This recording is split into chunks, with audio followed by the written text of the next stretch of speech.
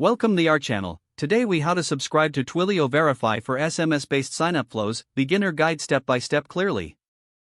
To get started with Twilio Verify for SMS-based signup flows, first, visit the Twilio website. Create an account if you haven't already. Log in to your Twilio account. Once logged in, navigate to the dashboard. Look for the Explore Products section on the left side. Click on Verify from the list of available Twilio products. After you select Verify, click on the Get Started button. You may need to enter your phone number for authentication.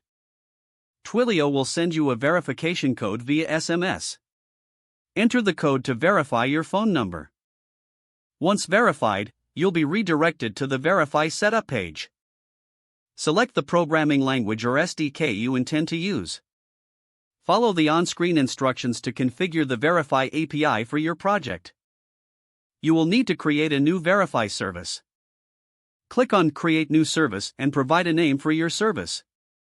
After naming the service, click on Create. Note down your service SID, which is essential for API requests.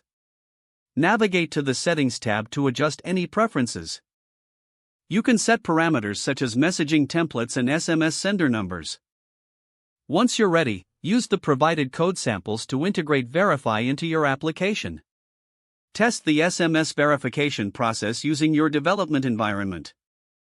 Make any necessary adjustments to ensure smooth functionality. Once everything is working correctly, deploy your signup flow to production. Monitor the performance and usage through the Twilio console. If the page does not load, refresh the browser or try again in a private or incognito window. Make sure you are using the correct email address, then retype it carefully to avoid small typos.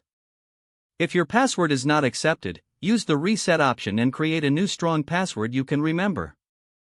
Check your spam folder for verification or security emails, then complete any requested confirmation steps.